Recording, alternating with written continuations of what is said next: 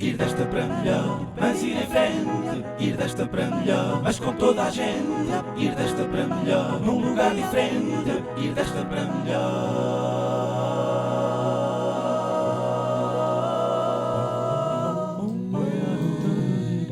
Então, estamos. Olá, Mariana Mortágua. Olá, estava ali a ver os títulos atrás. Bem-vinda ao Desta para Melhor.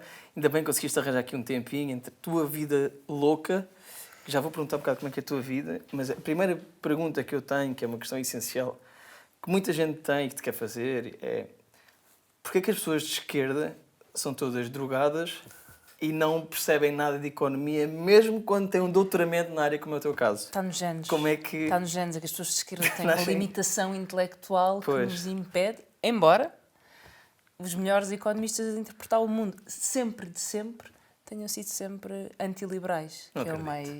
mais, mais engraçado. Então, mas não sempre a dizer que não sabemos nada. verdade, é verdade. Em pessoas doutoradas em Eu acho que eles têm que dizer que nós não sabemos nada para continuar a credibilizar-se, apesar de todos os disparates económicos que escrevem. E a teoria está cheia disso. A teoria económica está cheia de disparates liberais que não têm nenhuma ligação com a realidade. Que vivem numa fábula de seres económicos e decisões perfeitas e racionalidade. Mas eles sabem disso.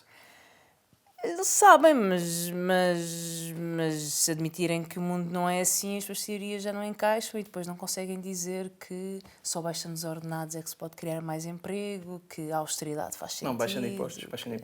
Ou que baixar impostos aumenta o investimento. Se eles deixarem cair os princípios teóricos, todas essas grandes conclusões que eles apresentam com verdade científica vão revelar-se como o que verdadeiramente são, que é statements ideológicos. Sim, mas, na verdade, todas as ideias liberais, desde o PS, a PSD e ela, etc., as coisas funcionam. Agora, funcionam para uma minoria. Não é? Sim. Baixar os impostos funciona para continuar a alimentar a desigualdade. Agora, a maneira como vendem, que vai ajudar... Mas a monte de verdade é que não gente. funcionam para nada, não sei exatamente para alimentar a minoria. Eu às vezes até acho irónico a iniciativa liberal e os liberais pedirem mais políticas liberais. Não houve outra coisa nos últimos 20 anos que não políticas liberais agressivas. Em Portugal e o mundo. Nunca o mundo foi tão determinado pelo neoliberalismo, pelas políticas liberais. É isso que tem estado, aliás, a criar as desigualdades, a criar a estabilidade financeira, crises económicas, crises ambientais. Os resultados são desastrosos. E o mais óbvio desses resultados, e o mais perigoso também, é a ascensão da extrema-direita. Que é resultado exatamente de desigualdade, claro. E estava a pensar nisto do neoliberalismo, em que surge muito, essencialmente, com Reagan, Thatcher e depois diseminou-se por toda a Europa e pelo Ocidente e também para alguns países da Ásia, etc. E que, desde aí, tem sido exponencial o crescimento, ou a desigualdade, o aumento da desigualdade, e chegamos a um ponto da Europa e Portugal agora. Estamos a passar essa situação em que, nas últimas décadas, privatizámos tudo o que era importante para o Estado e que dava lucro, não é? Seja a PT, seja a CTT, seja a Galp, A ANA, tudo, tanta coisa. E agora estamos reféns, mais ou menos, do turismo.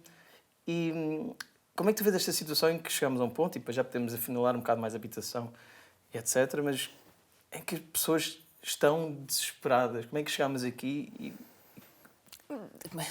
Há muitas razões para termos chegado aqui e elas... Há uma história global que se pode contar sobre o neoliberalismo nos Estados Unidos, no mundo ocidental, como dizias, que é uma história de desigualdades, de degradação de direitos laborais, degradação dos salários, perda de salários em relação à produtividade, acumulação de capital financeiro, como escreve o Piketty, em relação ao trabalho, e tudo isso acumula... Economicamente acumula desequilíbrios, cria bolhas financeiras, socialmente acumula ressentimento. Mas Portugal é um caso específico, porque é um caso em que esse processo agressivo de liberalização, que significou a privatização de vários setores da economia, com a sua posterior destruição, não é? Fez com que a economia portuguesa fosse dominada por dois setores essenciais, a banca e a construção. E são esses os setores que se degladiaram para controlar empresas rentistas que foram sendo... empresas rentistas não, empresas monopolistas que foram sendo privatizadas. Na história da nossa economia, é um grande setor que é a banca, a tentar ficar com os lucros e controlar politicamente as telecomunicações, as grandes empresas de construção, as cimenteiras, os outros bancos. Sucesso, não é? O sucesso, lá está, voltamos, para quer os seus, dizer, para os seus. esses bancos e essas agências enriqueceram, nós temos uma economia muito pobre, porque é uma economia que depende do imobiliário, que depende da construção, que depende de uma monocultura do turismo, com muito baixos salários, com precariedade, e que perdeu as grandes empresas de inovação tecnológica com dimensão inclusiva para ter uma presença internacional, que era o caso da PT, por exemplo, que era um grande exemplo de uma empresa com presença, uma potência da economia portuguesa com muita presença internacional e que o fez enquanto pública. Hoje não existe. A PT foi completamente destruída nesses jogos de poder e de privatização. E tu achas que há uma percepção generalizada da população sobre isto, sobre esta deriva completamente neoliberal das últimas décadas? Eu pergunto isto porque vê-se muita crítica, sei lá. Imagina, as pessoas dizem sempre, isto é culpa do Partido Socialista, ou seja, a palavra socialista. O Partido Socialista não se podia chamar, por exemplo, partido éramos para ser socialista, mas cagámos nisso rapidamente. Devia. Porque há muita gente que associa essas coisas ao socialismo e tem zero a ver, não é? Há muitas estranhezas hoje na política porque é isso mesmo, porque esse é o objetivo, é confundir as pessoas. Há uma primeira estranheza, não é? Que é o Partido Socialista constitui-se como um Partido Socialista no pós-25 de Abril, entretanto tem uma deriva neoliberal, como todos os partidos socialistas europeus, aquilo que Fernando Rosa chama a traição histórica da social-democracia, que é a liberalização da social-democracia. E é por isso que o Partido Socialista é o partido que mais privatizou em Portugal. Os grandes pilares da política fiscal, da política económica, de liberalização, são feitos pelo Partido Socialista. E isso é muito óbvio. Depois, esse é o primeiro passo e a primeira disfunção entre o nome e a coisa. É uma dissonância cognitiva, não é? Claro. Entre o nome e o que O fazem. segundo passo é, à medida que a direita se radicaliza e sente necessidade para o seu próprio debate político e para aproveitamento político de chamar comunistas ao Partido Socialista. São os comunistas, a Venezuela, quando na verdade o que o Partido Socialista está a fazer é um programa liberal, ou social-liberal, ou liberal com algumas preocupações sociais, se assim quisermos. E isso cria um segundo nível de confusão, que é o Partido Socialista, que já tem um nome que não condiz com a sua realidade, agora é acusado de uma coisa que claramente não é. E esta confusão ideológica, política, semântica, cria um mau debate político, cria um lodo de onde depois só saem os casos, os casinhos, quem grita mais alto, quem fala mais alto. E é muito isto há interesse de muita gente em mudar o espectro, não é? E, portanto, pessoas como tu, eu e muita gente somos considerados perigosos extremistas porque defendemos investimento no SNS, porque defendemos o fim das bordas fiscais para grandes fundos imobiliários, porque defendemos que as pessoas devem ter uma vida boa. Então, há esta comparação entre isto é tão extremo como propor uma cerca sanitária a ciganos.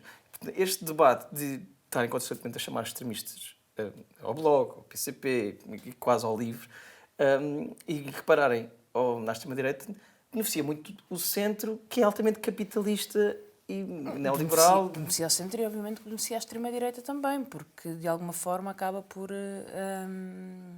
retirar a gravidade e nexo às palavras. As palavras têm um nexo. Há um sentido político aí, que é quem luta pela habitação é radical, mas uma pessoa com 63 anos ser expulsa da casa onde viveu 50 não é radical. Não, isso é só o mercado a funcionar. Isso é só o mercado a funcionar, claro. É sensato, é legítimo. O que é radical é querer ter um contrato permanente para essa pessoa poder ficar numa casa. E quando nós vamos olhar para vários setores da vida, é assim que estes exemplos funcionam, não é? Portanto, a especulação não é radical, o abuso de mercado não é radical, as desigualdades não são radicais, a pobreza não é radical, os baixos salários não são radicais, mas defender a igualdade salarial, defender o fim da precariedade, defender a contratação coletiva, isso é, meu Deus, é super radical. Mas essa é como tu dizes, é a mudança do espectro e a liberalização da ideologia, do discurso, da hegemonia cultural e social, que faz com que as coisas mais sensatas, de repente, sejam apelidadas de radicais. E nós estamos só a falar da sensatez mais básica, que é de que as pessoas possam ter e aspirar a ter uma vida em que o básico, a casa, a saúde, a educação, a velhice, estão garantidos à partida. Acho que não é pedir muito. Não, eu acho que é pedir os mínimos e depois não há uma certa... Tipo, bom, diria o Chomsky, o manufacturing consent.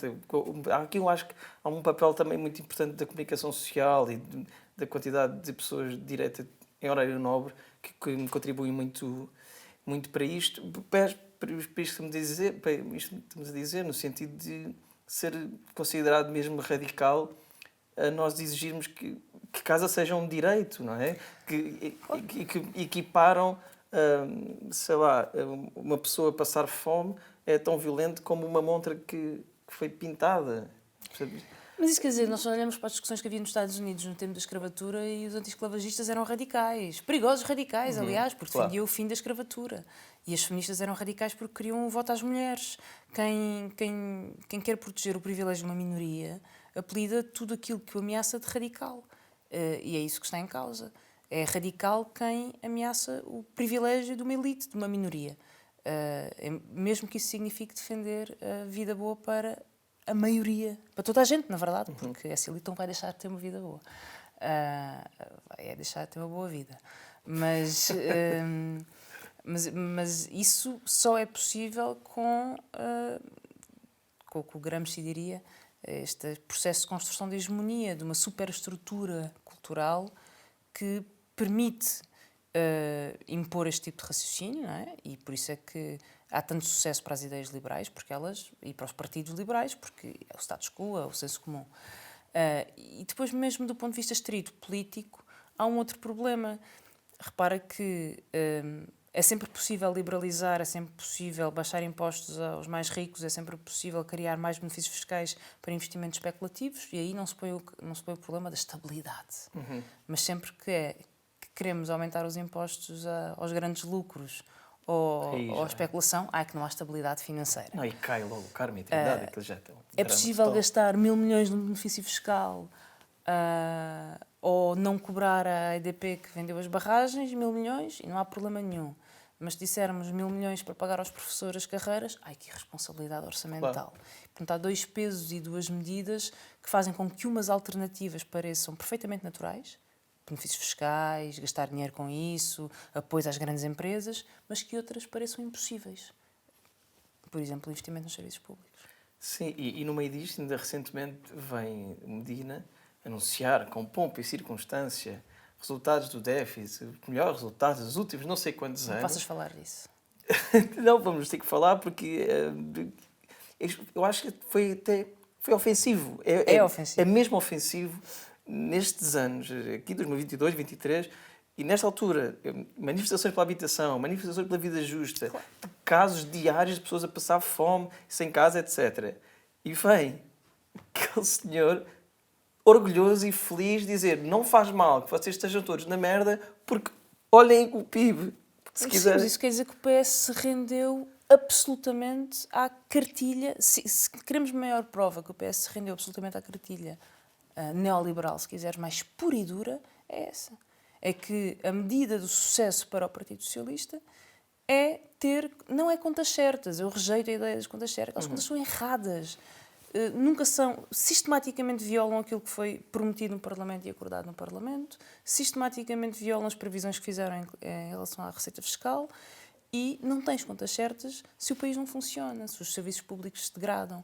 E o PS só faz um favor à direita, porque se as pessoas veem que o SNS se degrada e não lhes dá a resposta, o próximo passo é, ok, então privatize. Se não funciona, privatize. Claro. Se sorve dinheiro e não funciona, privatize. E quem diz o SNS diz a TAP, quem diz a TAP diz a escola, quem diz a escola... Não há muito mais para privatizar também. Diria Saramago, privatize também a puta que vos pariu. E, portanto, o PS está com... Apesar da sua retórica de esquerda, o que o PS está a fazer objetivamente com a sua política de degradação de serviços públicos, de obsessão com o déficit, ou com o excedente, na verdade já é um excedente orçamental quase, é dar de bandeja os argumentos que a direita precisa para dar cabo disto tudo. E acabar com um processo e com um projeto de privatização e de degradação do contrato social, do Estado Social, e com a ajuda voluntária ou involuntária do Partido Socialista. É por isso que é um projeto... É perigoso, porque... É perigoso e estamos há pouco a falar de que maneira é que esta desigualdade crescente, esta insatisfação está a alimentar a extrema-direita, isto sabendo, e eu também não passo o pano nas pessoas que votam no Chega só porque sim, porque há pessoas racistas, há pessoas xenófobas, etc., mas há uma insatisfação de muitas que é preciso ser ouvida e que vem desta desigualdade e deste sentimento de abandono ou não. É lógico que há um grande sentimento de abandono e há uma grande insatisfação. E há mensagens que passam mais facilmente e outras que não passam, não é? E é óbvio que é sempre mais difícil um partido querer construir proposta séria, fazer uma crítica séria a políticas públicas, quando o que passa na televisão sistematicamente é o berro. E quem berra mais vezes, e quem berra de forma mais violenta. E competir com isto é muito, muito difícil. E com quem mente sem problemas nenhum, estão constantemente a mentir, claro, sem qualquer problema. Não? Mas mais difícil que isto é o facto de o partido que está no poder e que tem a maioria absoluta preferir o conflito e polarizar com o berro e com a mentira e com a violência, em vez de querer construir soluções e de polarizar e de centrar a atenção no debate à esquerda sobre as ideias e soluções. E essa também é uma escolha consciente que o PS e que o PSD fazem, de preferir polarizar ali em vez de procurar outras soluções e outro tipo de debates. Sempre que o PS diz que não há alternativa, porque é esse o discurso do PS neste momento. Nós não podemos investir mais aqui, não podemos investir mais ali, não é possível aumentar salários, não é possível não sei o quê, porque não se pode dar um passo maior que a perna, porque não sei o quê. Sempre que o PS usa o discurso das inevitabilidades e que não há alternativa, o que está a dizer às pessoas é: fiquem com o vosso ressentimento, porque não há por onde canalizá-lo, porque não existe nenhuma alternativa possível. Porque não vale a pena estarmos a discutir as alternativas, porque a União Europeia não deixa, porque os mercados financeiros se revoltam, porque o déficit não permite. E quando nós limitamos desta forma a democracia, só sobra ressentimento. E não só fica com o vosso ressentimento, aumenta o ressentimento, não é? Aumenta a retórica e claro que... Depois, também há aqui uma questão da comunicação social. Qualquer coisa que alguém da extrema-direita dos deputados, cujos nomes não me apetece sequer referir aqui, porque isto é tão bonito que acho que não vale a pena, mas a facilidade com que tem um microfone para absolutamente tudo, ainda agora, tipo aí, ontem, o relatório mensal, portanto, feito de março, das personalidades públicas mais ouvidas ou mais noticiadas nas televisões. E o líder estava em quarto lugar. Logo a seguir a Marcelo, Costa e Medina, vinham líderes da extrema-direita. A primeira pessoa de esquerda era a Catarina Martins, em sétimo lugar. Não há aqui uma prestação de serviço de espetáculo da comunicação social que também... Não toda, eu acho que há jornalistas espetaculares e incríveis, mas há aqui um certo... Sim, há dois problemas, que é... A comunicação social está muito... Acontece na comunicação social um bocadinho mesmo que acontece com a aceleração da vida das redes sociais. É que a pressão para produzir notícias é imensa, para produzir novidade é imensa e para fazê-lo num curto espaço de tempo. As notícias perdem espaço, têm que ser muito curtas, os alinhamentos têm muitas coisas e é preciso dar audiências e, portanto, é preciso ter uma lógica de mercado. E o mercado consome o berro, consome o tcharam, consome o sensacionalismo. E isso enviesa a forma como as notícias são dadas, parecendo que só existe aquilo e criando a ideia que só existe aquilo. Da mesma forma que enviesa, por exemplo, quem só lê o Correio da Manhã fica a achar que Portugal é um sítio perigosíssimo. Claro. E Portugal é um dos países mais seguros do mundo. Está a ser terceiro, quarto Mas mais seguro do mundo. Todas as notícias que nós temos todos os dias, em vez de ser notícias de coisas boas que também acontecem, ou de debates bons, ou de alternativas políticas, são sempre sobre violência, ressentimento, claro, crime, é essa a imagem que passa para as pessoas. Eu acho que isso nos torna uma sociedade mais doente, mais ansiosa, mais estressada, mais infeliz, no limite. Sim. Acho que nos sentimos todos, enquanto sociedade, enquanto comunidade, muito mais ansiosos por esta forma como a comunicação se exerce e como a política se exerce. Mas, além deste sensacionalismo e desta forma de dar notícias, que reflete os tempos em que vivemos, há também um estado de precariedade Das redações que é brutal. Tu tiras os jornalistas mais caros, os mais caros, no sentido de bem pagos, com experiência, tira-lhes o espaço para Tempo de fazer investigação, e estás à espera de produção para os online, de notícias e títulos a cada hora, minuto. Isso pressiona para este tipo de Portanto, ajuda. resultados. Está aqui berros de extrema-direita e eu tenho que produzir uma notícia de 5 a 5 minutos. Isto ajuda sempre tudo a crescer. É meio E dá mais cliques. Claro. Dá para pagar a mais estagiários, se forem pagos. E há aqui uma questão que às vezes, obviamente, por questões pragmáticas, não se tem muito tempo para os políticos debaterem e para a sociedade em si debater, mas sobre o capitalismo de uma maneira mais a fundo e de como nos impregnou a todos, uns mais, outros menos, depois conseguimos libertar-nos mentalmente, mas da noção que vivemos para trabalhar, que temos que trabalhar 1000 horas, no sentido mesmo de as noções que o capitalismo nos pôs na cabeça do que é um ser humano, do que é um ser humano realizado e de como isto está tão impregnado em que tanta gente acha que para ser uma pessoa realizada tem que trabalhar muito, muito, muito, a chegar a cargos altos, a receber cada vez mais, parece que nunca estás satisfeito, estamos sempre... É aquela imagem que já sabemos. Correr atrás da cenoura que vai... Exatamente. É o burro na cenoura. Não está na altura de nós, enquanto sociedade, começarmos a ter mais esse debate sobre... Pessoal, não é preciso... Não temos que todos ser ricos. A vida em comunidade é mais bonita do que sermos todos indivíduos a competir uns com os outros. Desacelerar um bocado. Eu sei que não há tempo para falar isso na televisão, muito menos no Parlamento, mas... Eu acho que há 2 debates que é preciso fazer. O primeiro é a contestação da vida assim, não é? A contestação de a riqueza como um fim em si próprio, uma coisa que não existia sequer na noção filosófica dos gregos, dos princípios da economia, enquanto a economia da casa, o princípio mesmo epistemológico.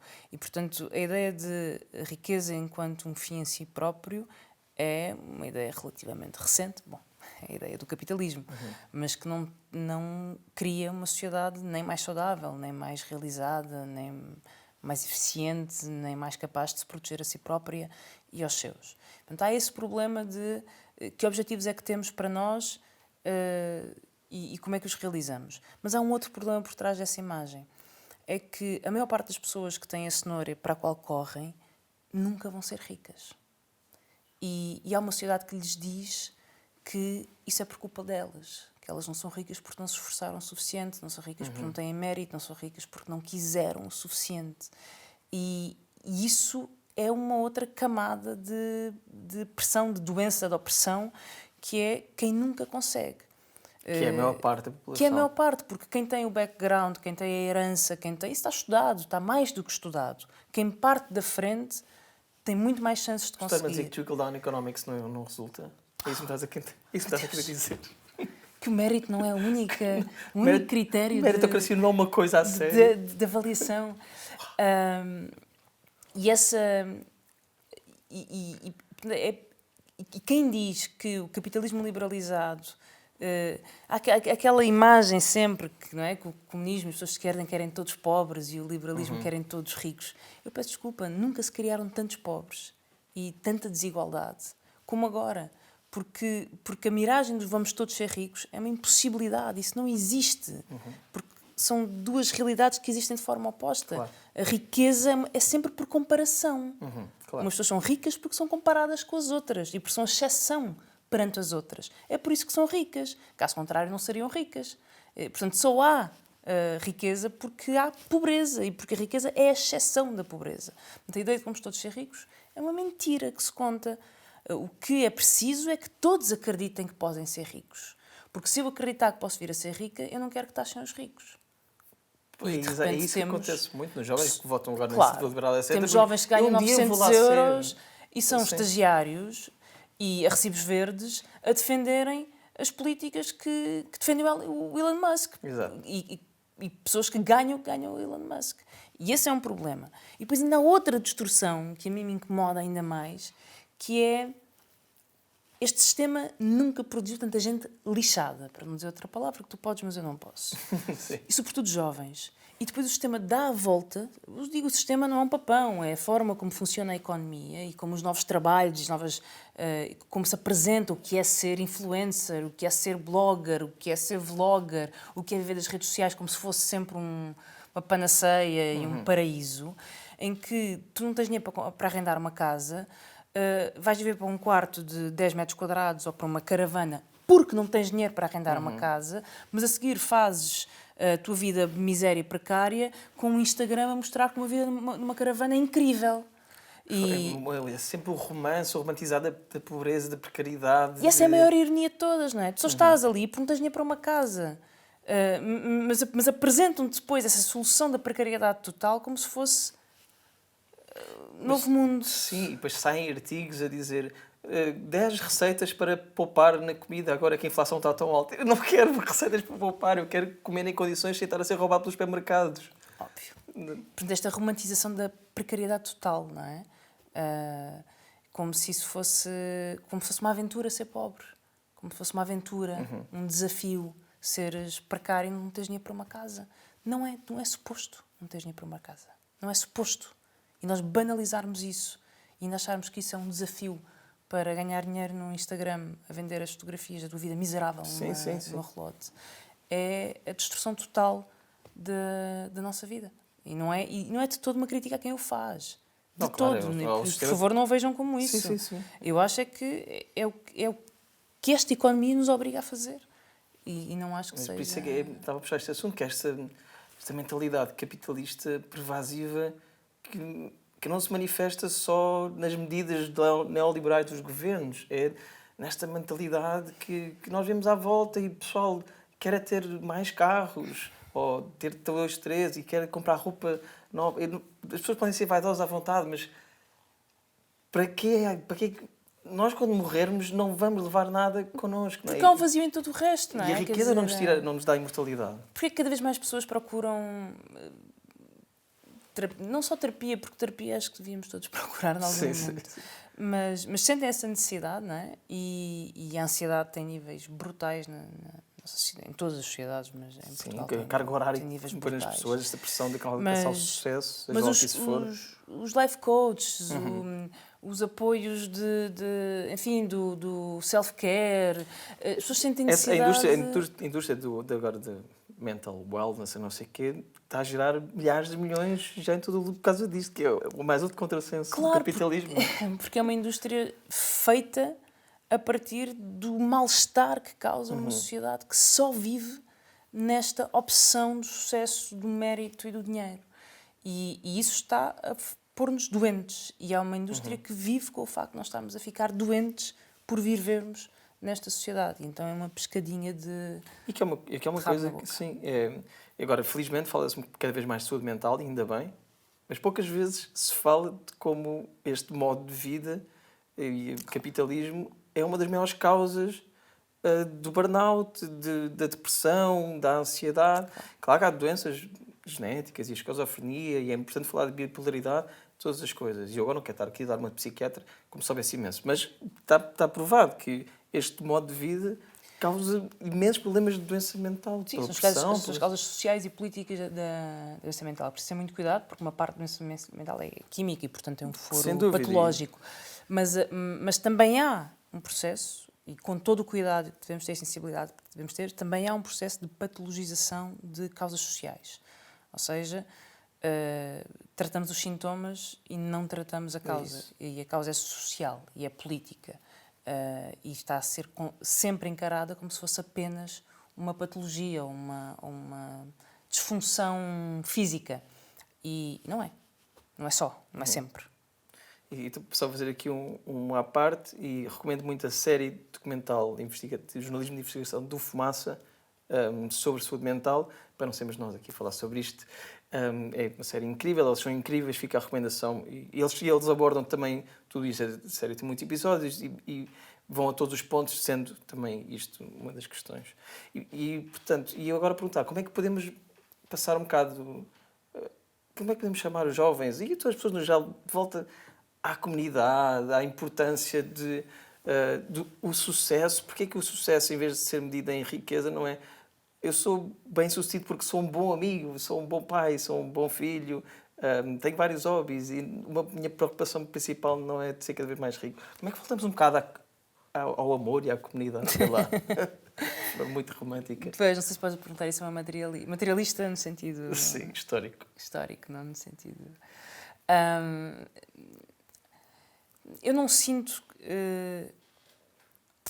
Eu não sinto aquela ideia que os jovens estão afastados da política, não ligam ao que interessa. Eu não sinto isso.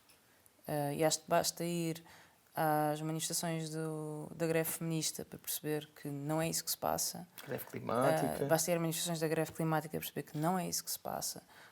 Basta ir às manifestações LGBTQIA+, para perceber que não é isso que se passa. E, portanto, Portugal está cheio de jovens que se interessam e querem saber de política, e que pensam política e pensam de formas diferentes e que querem questionar este modelo, regras instaladas. Mas é óbvio que a cultura é fortíssima e todos os inputs que se recebem é para isto. Pois é. É para isto. A faculdade está cheia de conversas sobre empreendedorismo, desde miúdos. É sobre fazer dinheiro, fazer dinheiro, competir, é só isto. Sim. É só isto que se ensina. Portanto, é muito difícil fazer uma contracultura, de percebermos que essa não é a resposta. Mas também não podemos esquecer uma outra parte, que é ter hobbies realiza-nos, ser um bom amigo realiza-nos, mas nós temos que ter o comer e onde viver. E essas preocupações materiais básicas têm que continuar a ser o centro da nossa vida. Mas a reivindicação tem que ser o bem-estar. E a reivindicação não pode ser só ter o salário ou a casa. A reivindicação é precisamente podermos ter uma vida que nos realize e saudável. Com direito ao ócio. Com direito ao ócio, ao lazer, à realização pessoal, a projetos emancipatórios pessoais e individuais, porque claro. Também são. Sim, claro. Mas só uma sociedade solidária e que tenha um forte sentido de comunidade é que consegue garantir o espaço para que cada uma consiga realizar os seus processos individuais e os seus projetos individuais. Porque certamente não é nesta sociedade em que nós vivemos que as pessoas podem realizar os seus projetos individuais. Pelo contrário, é a permanente adaptação a um mundo e critérios que não nos deixam felizes, acho que podemos dizer assim. Sim. Eu acho que a maior parte das pessoas, mesmo liberais, não digo os principais capitalistas, que realmente só pensam na acumulação de riqueza, mas os jovens liberais, porque eu acho que há um monte de gente iludida com estas ideias, se às vezes parassem um bocado para pensar naquilo que realmente é bom na vida, depois de já termos as bases asseguradas, ter uma casa e comida, não sei. Não é isto, é comunidade, é estarmos uns com os outros, não é trabalhar mais 3 horas para ganhar mais um bocado ao final do salário, mas ao final do mês é estar com os amigos. Há um livro que eu cito sempre, do Keynes, que ele escreveu, chama-se Economic Possibilities for Our Grandchildren, acho eu, uma coisa assim parecida. Em que ele escrevia basicamente, ao ritmo que nós estamos a produzir e ao ritmo que está a aumentar a produtividade, nós vamos ter que deixar de trabalhar. Ou não vamos ter que trabalhar mais. Então ele imaginava que daí a 20 anos o ser humano deixasse de precisar de trabalhar aquelas horas todas, porque a forma como aumentava a produtividade e a riqueza faria com que fosse possível distribuir e garantir a subsistência, a vida, não é a subsistência, a vida do planeta e da população. E a vida boa, que eu desejo referir bastante, que é isso que nós merecemos. E a preocupação dele é como é que o ser humano que tem no trabalho uma questão essencial da sua realização, nós não podemos nunca esquecer isso, por isso é que o direito ao trabalho e um trabalho digno é uma parte essencial da nossa capacidade, da nossa pertença ao mundo e a pertença à sociedade. Mas como é que nos vamos ocupar enquanto seres humanos quando o trabalho deixar de ser central e tivermos de nos realizar de outras formas? E era isso que preocupava o Keynes há 30 ou 40 anos atrás, quando foi? Há mais de 40 anos. E aconteceu o contrário. Produtividade aumenta, mas trabalha-se cada vez mais, longuíssimas horas, numa série de tarefas... Menos a hora, tu recebes menos a hora... Claro, com menos pagamento em proporção, também depende das profissões, não é? Com uma série de atividades perfeitamente supérfluas que apenas servem para alimentar um sistema, não é? O Veblen, que é um institucionalista do princípio do século XIX, chamava-lhe mesmo atividades supérfluas e que são parasitárias da sociedade, porque não são necessárias ao funcionamento das atividades essenciais da economia e que servem para alimentar um modelo de consumo em massa, de produção pela produção. E uma das consequências deste tipo de economia é a degradação ambiental a ritmo aceleradíssimo. Ou seja, o ambiente precisa que nós desaceleremos. O clima precisa que nós desaceleremos. Uma loucura de extração de recursos. E esta ideia de crescimento infinito. É fuga para a frente, sistemática. Num planeta que é finito. E que está mais provado que é finito. E estamos mas a fuga para a frente não garante nada. Quer dizer, é a eterna ideia que temos que continuar para acumular mais riqueza, porque se acumularmos mais riqueza, todos os problemas do mundo se resolvem. Não vão resolver. Nós nunca fomos tão ricos. Nunca fomos tão ricos. E temos cada vez mais problemas. Portanto, é preciso redistribuir a riqueza e perceber que essa redistribuição em si provoca uma economia muito mais sustentável, não só ambientalmente, mas também socialmente. Nós temos condições para produzir tudo o que precisamos, para sermos bem-sucedidos, felizes, sim, há saudáveis. casas para todos, há comida para todos.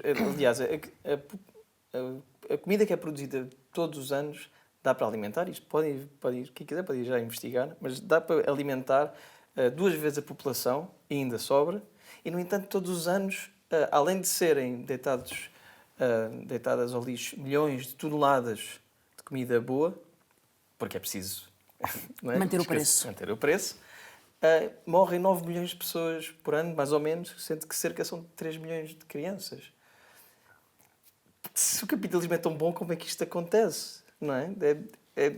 Não sejas radical. Pois, temos que deixar 3 milhões de crianças morrerem para se manter, não é? É a lei da oferta e da procura. Claro. Que é uma coisa que eu adoro que usam como argumento para tudo, como se fosse uma coisa, como se a lei da oferta e procura fosse tipo a lei da gravidade. Que são danos colaterais. Básicas. Pensa sempre que, no fundo, se há o caso de haver um hemisfério sul onde, por coincidência, quase todos os países, e um continente em particular, mas mais do que um, são pobres e não têm condições de desenvolvimento estrutural, a não ser desenvolver os seus recursos naturais e a sua mão de obra barata, é porque não tiveram a capacidade de ser melhores. É uma questão de mérito. É falta de mérito, não é? É falta de mérito.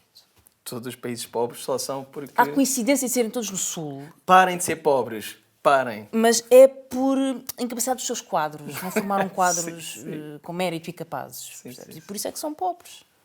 E só para... Não te posso deixar ir embora sem falar um bocadinho só mais afunilado da habitação, como é óbvio, porque é a base. Sabemos a emergência. Bom, emergência... Para a iniciativa liberal não há emergência de habitação, mas também não há emergência climática, porque não há emergência de nada. É o chamado pimenta no cu dos outros é refresco. A única emergência que há é baixar os impostos. Tudo é uma boa desculpa para isso. Pronto. Mas como nós, o pessoal realista, e vê o que é que está a passar no país, há uma emergência, uma coisa mesmo muito, muito grave.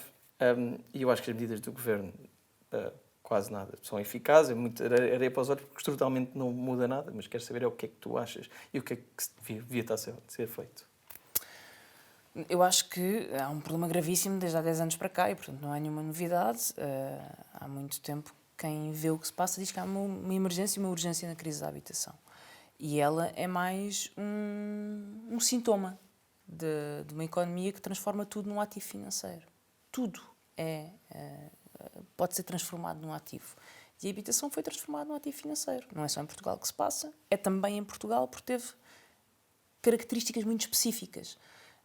Em que, a seguir à intervenção da Troika, se encontraram mercados exportadores e entendeu-se que a habitação era um mercado para exportar. E por isso foi promovida como um mercado para exportar. Foram foram incentivados os vistos gold, foi incentivado programas de benefícios fiscais a não residentes, foram incentivados programas de turismo residencial de luxo, foram incentivados programas de turismo. Entendeu-se que era preciso exportar para equilibrar a balança e que a habitação era ativo para exportar. E isso, juntamente com a política de baixos juros do Banco Central Europeu, que tornou o imobiliário um ativo hiper atrativo do ponto de vista do retorno financeiro, criou uma bolha na habitação. O que é que permite esta bolha? E que é complementar este processo de criação de benefícios fiscais, criação de atratividade para fundos de investimento, para não residentes ricos, etc. é uma lei do arrendamento e que permitiu despejar prédios inteiros e libertar o imobiliário para poder ser entregue ao turismo e à especulação e à loucura. E é onde nós estamos hoje. E acho que a direita e o PS têm embarcado em duas lógicas que são erradas. Quer dizer que o problema é a falta de construção ou que o problema se resolve com benefícios fiscais. E nem é falta de construção. Mais benefícios fiscais. Nem é falta de construção. Quer dizer, pode haver sítios em que é. Eu admito que há cidades de médio tamanho que, entretanto, cresceram. Odmira, que, entretanto, cresce com a vinda de imigrantes para trabalhar nas estufas. Odmira precisa de construção de habitação digna. Claro. Portanto, não podemos dizer que não há falta de construção em alguns lados. Mas o problema de Lisboa não é a falta de construção. Não é construir guetos nos subúrbios, nós vamos resolver o problema da habitação. E estão a ser prédios construídos. De vez em quando passo por um prédio novo, ligo para saber, o teu zero é $500 mil. Mas está construído e é novo. Não, mas quer dizer, em teoria, vamos admitir que o problema é falta de construção. Então, bora construir. Vamos construir bairros e bairros e bairros para enfiar toda a gente que não consegue pagar uma casa no centro da cidade. Eu nem vou dizer porque não quero ofender ninguém que viva num subúrbio. Mas essa é a ideia. Claro, é mais segregação. Claro. Manter a gentrificação das cidades. As casas nas cidades são para os ricos, são para turistas e faz-se uma construção nos confins... E quem trabalha nestes serviços que alimentam tem que morar longe. Torna-se Dubai. Claro. Que é uma cidade para quem vem visitar e uma cidade para quem tem poder de compra, com um exército de gente que alimenta aqueles serviços, ganha o salário mínimo, passa a sua vida em maus transportes públicos, porque, entretanto, são privatizados e não interessam para ninguém, porque são para pobres, a viver... Isso já acontece hoje. Sim. Isso já acontece hoje com o batalhão de pessoas que alimenta a restauração e vive na Margem Sul, ou vive na Amadora. Ou vivem em Camarates. Ou vivem em Camarates. E nós vamos só alargar esses círculos de suburbanização do trabalho com este tipo de política. E o debate não ficou todo inquinado. Para mim, claro que a direita dá aos berros com o alojamento local, que sim, é um problema. Há demais a cidade. Lisboa é a cidade europeia com mais alojamento local por habitante, etc. Mas ficou tudo aos berros com isso. A direita berra, mas não continua no alojamento local. Com o arrendamento coercivo, etc. Não mas para mim... porque é que a direita berra. Sim. Essencialmente, acho que não se mexeu na estrutura, que é os benefícios fiscais aos grandes grupos, aos grandes fundos imobiliários que estão a comprar Lisboa e Porto e o país inteiro. O que a direita está a fazer é um aviso à navegação, que é o mesmo que os grandes proprietários estão a fazer, que é utilizar, para já, utilizam como testas de ferro os pequenos proprietários, como se estas medidas fossem contra eles. Exato. Não há nenhuma medida contra pequenos proprietários. Exato. Mas é sempre útil usar como testa de ferro o pequeno proprietário. O Champalimau, o Champalimau contestava a política industrial do Salazar e o condicionamento industrial que interferia na capacidade de algumas empresas para se expandir. E há relatos do Champalimau em relatórios, em discursos na Assembleia Nacional, em que o Champalimau usa a desculpa dos pequenos empresários para conseguir benefícios para a sua empresa de cimentos e de ferro, que na altura, e de aço, que era a maior do país. Portanto, o truque é antigo. Claro. O truque é antigo. É pôr como testas de ferro e criar pânico. E que ninguém está a atacar os pequenos proprietários, os senhorios têm uma ou duas casas, que não sei o quê. Não vai acontecer nada. Mas esse é o truque. Esse é o truque. Sim. Portanto, o que se está a dizer é nem pensem em vir atacar-nos. Nem pensem em tocar nos nossos interesses. Esses interesses não foram tocados. Esta polémica que está a ser criada é só um aviso à navegação. É só um aviso à navegação. De uma elite e de um setor com muito poder, que é o setor imobiliário, a dizer não nos venham tocar nos nossos lucros. E o PS não está a tocar. Claro. E o PS não está a tocar. Portanto, vamos continuar a fazer barulho. Um folclore. E vamos continuar a lutar pelo direito. O direito a existir e ter uma vida. Isto é tão surreal. Mas cá continuaremos. E como estamos a chegar ao fim, que livros é que trouxeste? O que é que recomendas ao pessoal? Trouxe um que estava literalmente na minha mesa de cabeceira. É um texto de uma escritora norte-americana. Mostra aí a capa para isso, por favor. Estava a perguntar-te como é que se pronunciava, porque a gente não pronuncia muitas vezes os nossos escritores, mas é Ursula Le Guin. Le Guin, estávamos a falar sobre como é que seria. Le Guin. Mas é uma feminista. Ela já ganhou vários prémios e escreveu este livro em 1986. é uma feminista que escreve ficção científica e tem vários livros de ficção científica sobre mundos paralelos, muito, com uma vertente muito política. Por exemplo, o último livro que eu li dela, Os Despojados, é sobre dois mundos, um muito pobre, onde se instalou um regime de anarquia, de igualdade extrema, etc. Mas não é por isso que ela é pobre, ela não tem recursos naturais. E o outro com muitos recursos naturais, onde vigora um sistema capitalista tout court, de imensas desigualdades. E ela faz um bocadinho uma analogia e uma ficção sobre isso. Este tem uma história engraçada porque a Diana Lucas, que é a ilustradora desta edição, viu-me a falar sobre esta autora num outro podcast e da Yolanda Tati e mandou-me esta edição que eu não conhecia e eu agradeci muito e tem esta... E tem uma coisa chamada teoria da cesta, que é a contestação de que o mundo evolui a partir da violência e da arma, mas que evolui a partir da cesta, porque a cesta é o primeiro objeto que nós precisamos para tudo, para recolher os frutos, quando uma sociedade recoletora precisa de uma cesta e não de uma seta. E, portanto, Gosto. É uma história de como é que nós evoluímos a partir da cesta e não a partir da seta. O segundo é o meu livro preferido, chama-se O Império. É um dos meus livros preferidos. Nunca ouvi falar. É de um autor chamado Kapuscinski, que é um autor polaco, que me foi apresentado pelo meu orientador de doutoramento, que também é polaco. E que o Kapuscinski foi um jornalista muito conhecido, trabalhou muitos anos e fez muitas viagens, cobriu a guerra colonial não, cobriu a guerra civil em Angola. E é um crítico da União Soviética e da política de Stalin, embora fosse um homem de esquerda na Polónia. E este livro é um livro em que ele faz uma série de viagens ao colapso da União Soviética.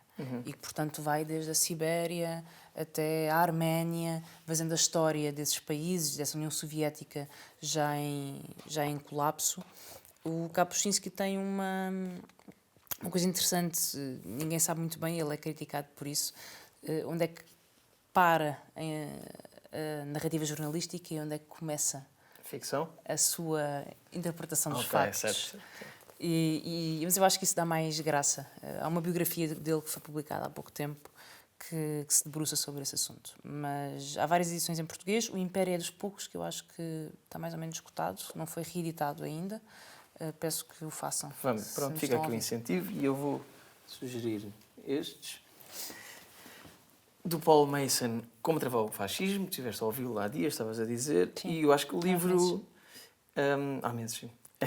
É bastante rico, porque tem a parte histórica do início, né, da Itália, depois da Alemanha, etc. Explica bem o que é que representa tudo, várias nuances do fascismo.